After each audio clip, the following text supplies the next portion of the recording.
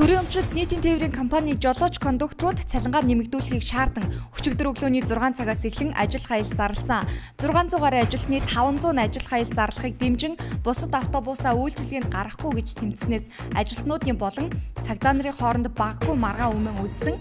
Харин тус компани удирдлага болон цагдаагийн байгууллагын зүгээс нийслэлийн 1.2 сая зорчигчийн эрх ашигыг хязгаарлахгүй тулд зарим автобусыг үйлчилгээнд гаргаж ширээний ард зүүн зөвшөлдсгийг хүсээр байсан юм а. Нийтийн тээврийн үйлчилгээ эрхэлдэг аж ахуйн нэгжүүдэд шалгалт явуулахад хуурамч бичиг баримт бүрдүүлэн мөнгө иддэг байж болзошгүй тохиолдол илэрчээ.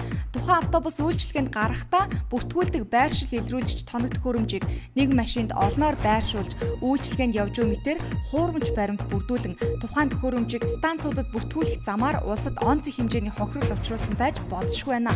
Энэ хэргийг эрүүгийн цагдаагийн газраас илрүүлэн шалгаж байгаа юм байна.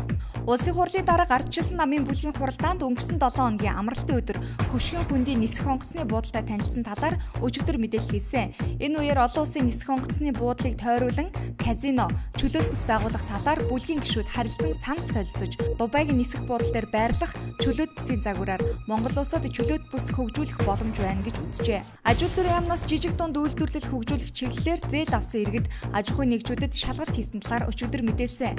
Гэтэл жижиг дунд үйлдвэрлэгчдийн ихэнх нь шалгалтанд бүдэрчээ. Тухайлбал 22 зээлдэгч 2.8 тэрбум төгрөгийн зээлээ зориултын дагуу зарцуулаагүй.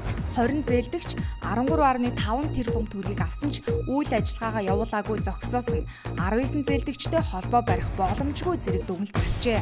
Улсын дээд шүүхээс улсын хурлын гишүүн Асан Гүн Далайн ард түмний хайрлын намыг улсын бүртгэл бүртгэхээс татгалзах шийдвэр гаргасан талаар өчигдөр мэдээллээ. Учир нь тус намыг бүртгүүлэх хүсэлтэд хавсрагсан баримт, дүрм, мөрийн хөтөлбөр болон ирүүлсэн бусад материал нь улс төрийн намын тухай хуульд заасан шаардлагыг бүрэн хангаагүй гэж үзсэн байна. Өнгөрөх нэм гарагт цахилгаан дамжуулах дэд станцад гал гарснаас уус даяар тоггүй болсон. Тэгвэл цахилгаан тасалсан шалтгааныг өчигдөр албаныхан тайлбарлахдаа Улаанбаатар дэд станцад гэмтэл гарч оч үсрэн давхар станц тойрсон өвс шатсан байна гэж тайлбарласан юм а. Дамжуулагч станцад гарсан энэ гэмтэл 3-4-р цахилгаан станцын шугамд хүчтэлийн савалт үүсгэж нийслэл даяар цахилгаан тасрахад нөлөөлсөн гэх мэдээллийг албаныхан өгч байна. Энэ мэтчлэн эрчим хүч тасалдсны улмаас улсад хичнээн төгрөгийн хохирол учирсан нь одоогоор тодорхойгүй байна. Ямар ч тач хүмүүсийн амь насыг хутганы эрдэнээр аваачихгүй тулд эмнэлгүүдийн цахилгааныг хязгаарлаагүй хэвийн байлгаж чадсан гин. Одоогийн байдлаар эрчим хүч дамжуулалт хэвийн байгаа хэдий ч улаас дадах дэд станцад гарсан гэмтлийг засварлаж дуусаагүй байгаа юм а.